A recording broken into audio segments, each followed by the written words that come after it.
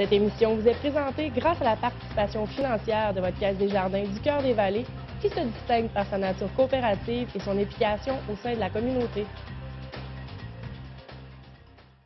Ce soir en manchette, pénalité financière pour du travail dit de cabochon. Alexandre Niraka hérite de nouvelles responsabilités et la campagne Motivu est repartie.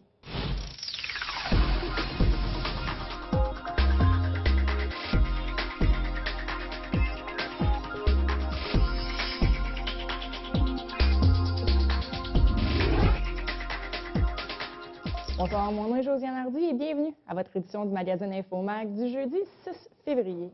Débutons par une nouvelle qui avait fait le tour du Québec au mois de juillet dernier, aux grandes dames des magistrats de la ville de Gatineau. Vous souvenez-vous de ces flèches peintes sur le sol à l'angle du chemin Lépine et de la rue McLaren? 2 des 3 flèches n'étaient pas peintes dans la bonne direction, ce qui a entraîné un raz-de-marée sur les réseaux sociaux et dans de nombreuses stations de nouvelles. Au total, c'est plus de 200 oublis qui ont été répertoriés sur tout le territoire, du marquage étant même absent lors de la rentrée scolaire du mois de septembre dernier. Le comité exécutif a décidé de sévir contre la compagnie responsable, Lingbeck, en leur imposant une pénalité et une retenue de 70 000 $ pour les retards et les nombreux ratés lors des travaux de marquage. Le maire de Gatineau, Maxime Penneau-Jobin, n'a pas mâché ses mots contre la compagnie, qualifiant le tout de travail de cabochon. On peut écouter le maire lors du comité exécutif du 5 février dernier.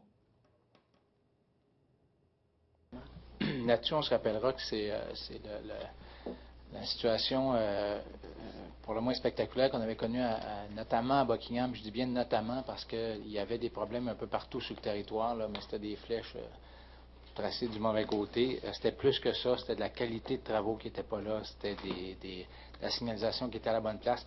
Non, je veux juste souligner que normalement, ce genre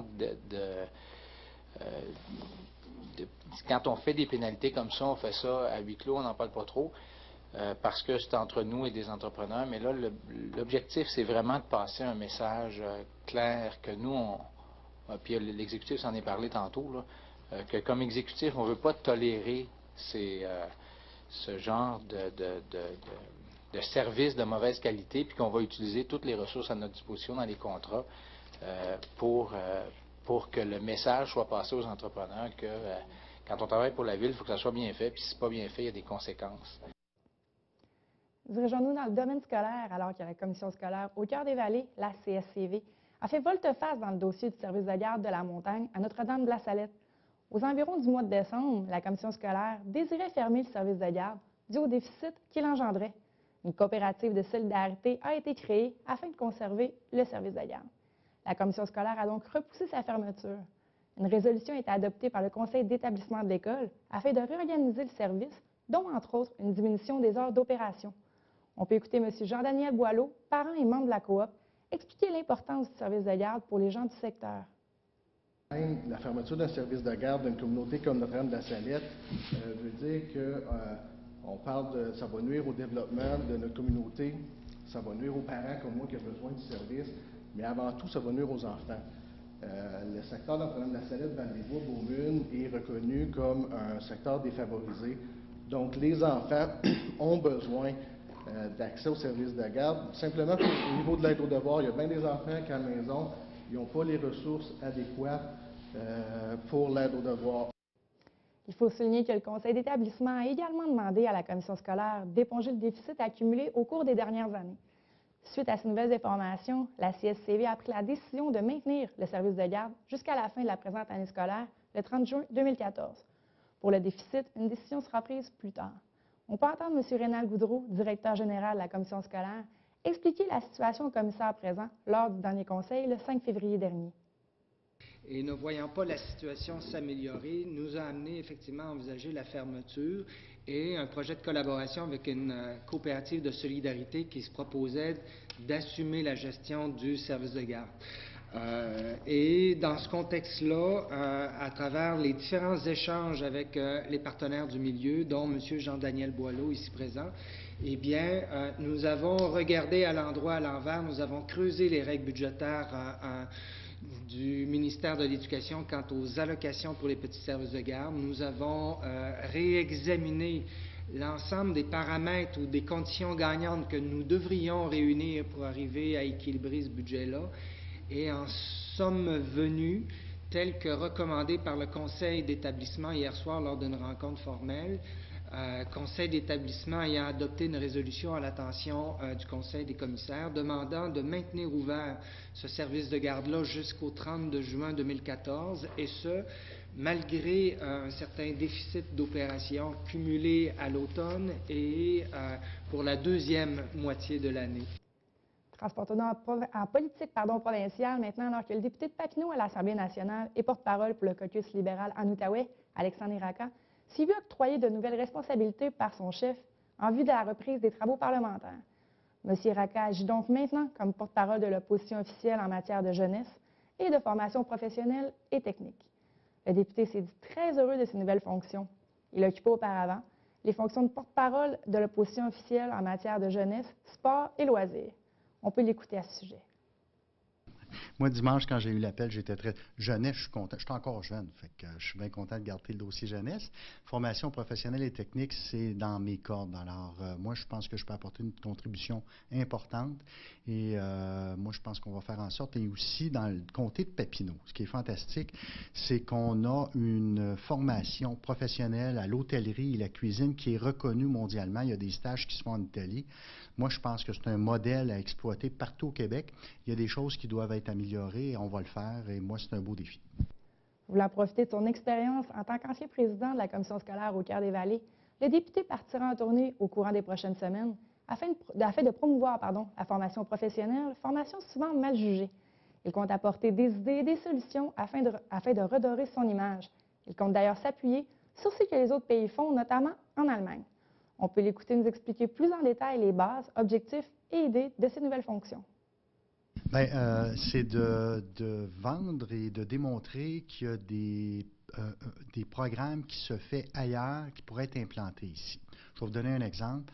Un pays comme l'Allemagne, en formation professionnelle, dès le jour 1 d'une formation, les élèves sont dans les entreprises. Alors, c'est pas cloisonné en deux parties où il y a les cours traditionnels de classe et ensuite sous forme de stage dans les entreprises. C'est vraiment fusionné et les enseignants vont dans les entreprises dès le premier jour de classe pour former les élèves parce qu'il y a tellement de machinerie spécialisée qu'il faut être pratiquement dans l'usine ou dans la compagnie pour pouvoir apprendre dans certains domaines le métier. Alors, on veut faire en sorte qu'on puisse avancer les choses rapidement. Il va y avoir plusieurs métiers disponibles pour les jeunes. Il faut les mettre dans le bain le plus rapidement possible. Et il y a des choses avec lesquelles on pourrait changer, s'amalgamer aux besoins de main-d'œuvre des entreprises. Avec le plan Nord qui, espérons, va reprendre, il y a des choses à travailler pour faire en sorte que les jeunes qui veulent des emplois payants, qui vont avoir une belle vie, une belle carrière, mais ils puissent le faire le plus rapidement possible et en étant le mieux orienté possible. Demeurons dans la formation professionnelle alors que les étudiants des écoles secondaires Hormidas-Gamelin et Louis-Joseph Papineau vivent cette semaine un séjour exploratoire parmi les formations offertes au centre. Les étudiants avaient à faire un choix parmi les programmes offerts en exploration et ont vécu la réalité d'un étudiant qui est à temps plein dans le programme. En petits groupes, les étudiants voient les bases du métier mais passent rapidement à la pratique, avec comme mentor soit un professeur ou encore un étudiant ayant quasiment terminé son cours. Ainsi, la passion pouvait être transmise de finissant à qui sait, peut-être futur étudiant. On peut écouter le directeur du centre de formation, M. Michel Gobeil, nous expliquer le fonctionnement de ces journées. Le fonctionnement, c'est relativement simple. C'est qu'on a établi un partenariat avec 3 écoles secondaires, c'est-à-dire Hormidas-Gamelin, Louis-Joseph Papineau et l'École des Trois-Chemins, qui nous ont identifié des élèves qui font partie des programmes Prédep et différents programmes, pour un total de plus ou moins 90 élèves, qui viennent vivre durant cette semaine-là, justement, 2 journées d'exploration. En fait, il y a 4 jours d'exploration, mais ils font 2 journées dans un programme et 2 journées dans l'autre programme. Et c'est toujours, évidemment, basé sur le choix des élèves qu'on a essayé de donner presque à 100%. Mais il y a en tout 10 programmes d'exploration, 10 programmes de la formation professionnelle qui se sont inscrits là, dans cette semaine-là. On les amène aussi à se faire une idée de ce qui les intéresse ou non. Et tout ça, bien sûr, le grand projet en arrière de tout ça, c'est d'amener le plus possible de jeunes de moins de 20 ans en formation professionnelle parce qu'on sait que c'est un des objectifs de la ministre et de notre commission scolaire. Souvent dévalorisée, la formation professionnelle profite aujourd'hui d'un statut beaucoup plus élevé. Permettre aux étudiants de tester, d'essayer, de comprendre les métiers pendant 2 jours apporte son lot de fierté dans les yeux de ces derniers. Embarqués à 100 dans le projet, les professeurs leur montrent toutes les facettes possibles afin d'avoir la meilleure expérience pour eux. Les étudiants peuvent rapporter chez eux, après la journée d'école, les résultats des expérimentations de la journée. On peut écouter à nouveau M. Gobeil à ce sujet. Évidemment, l'objectif qu'on a dans chacun de ces ateliers-là, c'est qu'ils repartent à la fin de leurs 2 jours avec quelque chose. Ceux de cuisine sont peut-être un peu privilégiés parce qu'eux partent à chaque jour avec des mets qui ont été faits durant la journée. Mais dans tous les cas, les élèves réalisent un produit. Et c'est vraiment l'objectif de la formation, que ces gens-là arrivent chez eux en étant fiers, en disant à leurs parents « j'ai réalisé telle chose ». On a eu un témoignage, hier j'ai reçu le témoignage d'un parent qui nous a envoyé un courriel pour dire qu'elle n'a jamais vu son enfant avec les yeux aussi allumés après avoir vécu une expérience en restauration. Testons maintenant vos réflexes lorsque vous croisez un autobus scolaire sur la route. Vous devez vous arrêter lorsque l'autobus a déployé son panneau d'arrêt et allumé ses feux clignotants. Le message semble bien passé, mais au dire de l'Association du transport écolier du Québec, on doit continuer à marteler le message. La 26e campagne annuelle de l'organisme a débuté le 3 février pour se terminer à la Saint-Valentin. Au mois de février, les automobilistes ont pris leurs habitudes de conduite et l'organisme tient à rappeler aux gens de faire attention. Dans l'Outaouais, c'est plus de 23 000 enfants qui profitent du transport scolaire. Pour les fautifs qui seraient tentés de ne pas respecter les règles de sécurité, ils s'exposent à une amende de 300 $ et 9 points d'inaptitude au dossier, en plus de prendre le risque de blesser un enfant. On peut écouter M. Claude Auger, commissaire scolaire et membre du comité de transport, expliquer à ses collègues la campagne de sensibilisation. On est actuellement dans la campagne de sécurité qui débutait le 3 et qui va jusqu'au 14 février. Il y a eu le lancement de la campagne où M. René Langelier puis Mme Nathalie Charette nous ont représenté, nous, la commission scolaire. C'est un projet comme l'an passé qui regroupe les commissions scolaires de la région.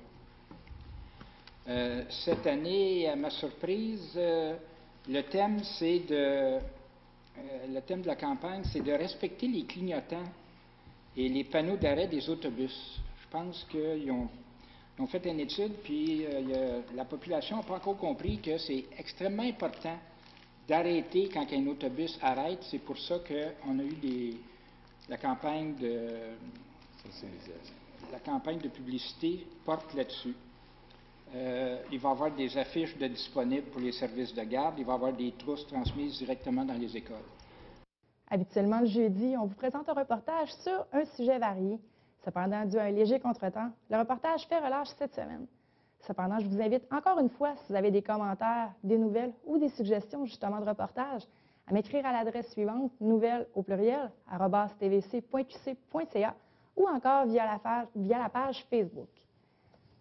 C'est important pour nous, le suicide n'est pas une option. Voici le thème de la 24e édition de la Semaine de prévention du suicide qui se déroule du 2 au 8 février prochain. De nombreuses personnalités artistiques se sont associées à la cause afin de lancer le message clair que d'autres options sont possibles. Souvent sujet tabou, parfois gênant, je me suis entretenue avec Mme Nathalie Patry, superviseure clinique au Centre 24/7, afin d'en apprendre un peu plus sur les activités qui se dérouleront cette semaine et tenter de démystifier quelque peu ces cris d'alarme que malheureusement trop de gens ont. On peut écouter l'entrevue.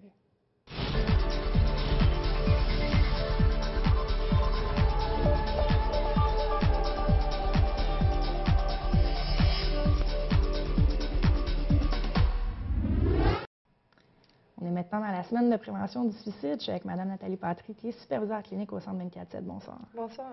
Le suicide, c'est important d'en parler toute l'année durant, mais là, cette semaine, c'est la semaine de prévention du suicide. Pourquoi synthétiser, dans le fond, des activités en une semaine? Comme vous dites, la prévention du suicide, ça doit être fait continuellement, mais il y a des messages qui doivent être lancés au courant d'une semaine pour avoir une meilleure visibilité, mais aussi pour avoir une mobilisation de la population. C'est pour ça qu'il y a des épinglettes cette année qui vont être distribuées. C'est important pour moi, le suicide n'est pas une option.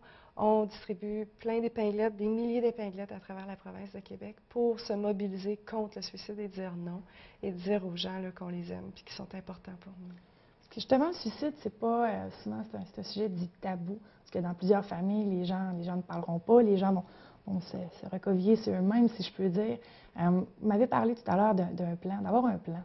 Je vois ça qu'on en discute un petit peu plus. Un plan d'incendie, mais on peut avoir un plan de prévention également. Oui, exactement. Dans toutes les écoles primaires, secondaires, on fait des activités pour aider les enfants là, à avoir un plan si jamais il y a un feu. Et moi, ce que j'aime dire aux gens pour la prévention du suicide, c'est quand ça va bien qu'il faut faire notre plan. Donc, de décider aujourd'hui à qui tu vas en parler, à quel organisme. Est-ce que c'est un organisme communautaire ou un psychologue? Si jamais tu en viens à avoir des idées suicidaires. Et si tu en as, c'est prouvé que c'est un plan, c'est comme ça que tu vas réagir. Puis moi, je pense que de réagir comme ça, on peut sauver une vie, la nôtre. Mais tout peut arriver dans n'importe quelle bonne famille. Souvent, il y a un stéréotype que c'est des familles plus défavorisées, c'est les bas de gamme de la société, si je le mets entre guillemets. Ça peut arriver à n'importe qui, dans le fond. Oui. Le suicide, là, ça touche toutes les catégories d'âge, les hommes, les femmes, les adolescents, les personnes âgées. Et il n'y a pas de statut social. Il peut y avoir des pompiers, des policiers, on l'a vu dans les journaux aussi, les hommes de l'armée canadienne. Il n'y a pas de statut social, ça touche vraiment tout le monde. C'est une grande souffrance, puis la souffrance, il n'y a personne à l'abri de ça. J'aimerais revenir sur les moyens de prévention, dans le fond, de cette semaine. Si on peut juste le monter quelque peu. Oui. L'épinglette qui est là, corrige-moi si je me trompe, on peut la retrouver partout, dans des lieux publics, dans le fond. L'épinglette, son but, c'est de passer le message « Hey, t'es important pour moi », de le donner à n'importe qui, dans le fond. Pourquoi avoir choisi cette avenue-là? Un moyen de communication. Des fois, c'est difficile d'aller vers les gens quand ils souffrent, quand ils vont pas bien, on s'inquiète, on veut pas trop être intrusif. Donc, l'épinglette vient juste nous donner un outil pour traverser cette barrière de communication-là. Et cette épinglette-là, on en a caché un petit peu dans la région, dans des dépanneurs, peu importe où. Ça se peut que vous en trouvez une. Si vous en trouvez une, sachez que vous êtes important. Votre vie est importante pour nous. De 2000 à 2011, la région de l'Outaouais, on a perdu 639 personnes. Je pense que c'est 639 personnes de trop. C'est quand même un nombre qui est assez élevé, justement pour les gens qui nous écouteraient, qui ne sont pas trop certains de eux-mêmes comment ils vont, qui ne sont pas trop certains que leur voisin, leur ami, il n'y a pas de l'air à bien aller. Qu'est-ce qu'ils peuvent faire? Il y a la ligne provinciale qui a été mise sur pied, c'est la ligne 1866-APPEL, 1866-277-3553. Et cette ligne-là, tu vas basculer dans un service d'aide.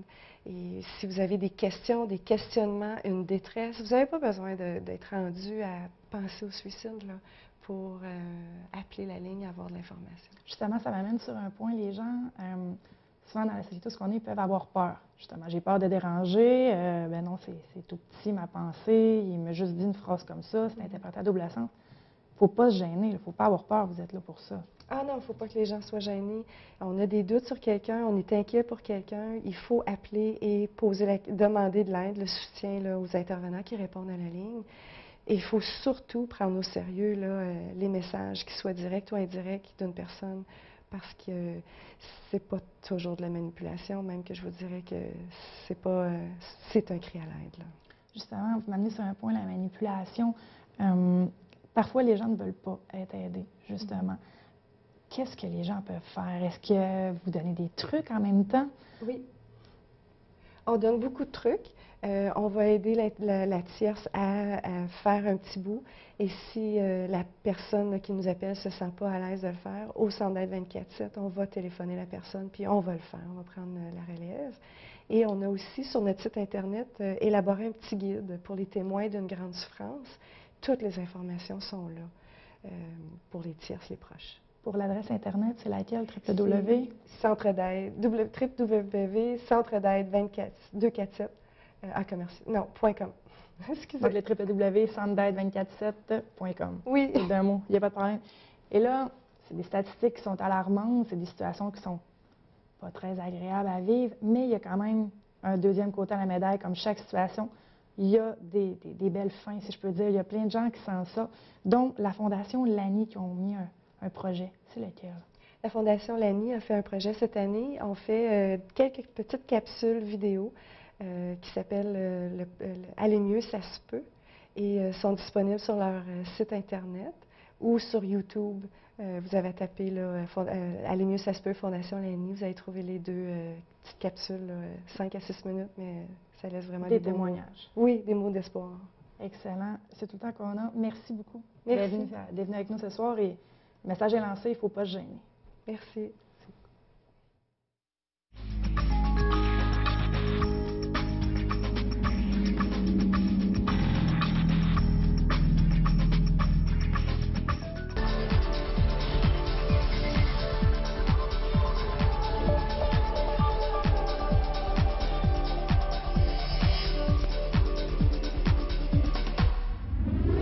Maintenant, l'heure des sports avec François. François, bonsoir. Bonsoir. On commence ça tout de suite avec les Mustangs. Oui, effectivement. Avec les résultats de la fin de semaine dernière, ben là, la 4e place est assurée, c'est garanti, c'est coulé. Pour la 3e, c'est plus difficile, il y a un calcul mathématique. Ça dépend de ce que Clarence fait. Alors, je ne veux pas rentrer là-dedans, on se gardera ça pour la semaine prochaine. On analysera ça. Donc, si les Mustangs, comme les Mustangs terminent en 4e, probablement ils vont affronter Ottawa-Ouest. L'équipe en première présentement, quoique là aussi, c'est serré. Mais si c'est le cas, fiche de 3 victoires et 4 défaites quand même là, dans les 5 matchs. Si on regarde 28 buts pour, 28 buts contre. Donc, il y a des chances quand même. Là. Non seulement il y a des chances, mais ça va être une excellente série si on se prend justement comme contre Ottawa-Ouest.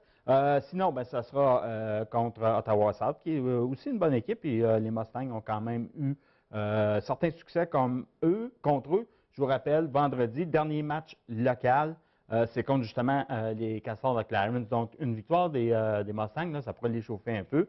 Et je rappelle que la saison va se conclure dimanche le 16 février prochain. Et après ça, là, ça va être les éliminatoires. On aura les dates, là, il est parti sous peu. Parfait. Ouais. Tournoi de Masson-Angers. Oui, on sait que c'était la 2e fin de semaine de la 42e édition de ce tournoi provincial. C'était les A, la classe A, là, qui était en vedette là, pendant cette dernière fin de semaine. Rapidement, dans le Pee-Wee A, les Cobras de la Plaine ont vaincu les Chevaliers de Gatineau par un pointage de 3-1. Au niveau Bantam, les Citoyens de Hull qui l'ont emporté contre les représentants de Marieville. Et dans peut-être la partie la plus serrée, Midgeta, les Chevaliers de Gatineau l'ont emporté par le pointage de 3-2 contre Coaticook. Alors, félicitations là, à toute l'organisation, félicitations aux équipes championnes et aussi à tous ceux qui ont participé. C'est quand même une belle performance pour tout le Toujours monde. du bon hockey. Ouais. C'est les prochains joueurs de la Ligue nationale. Ben oui. Ah oui, il y a des espoirs dans ça, c'est sûr. En parlant d'espoir, on débute du tournoi Midget Espoir à Brassard-Rivière. Ça va être en fin de semaine, là, du 6 au 9 février.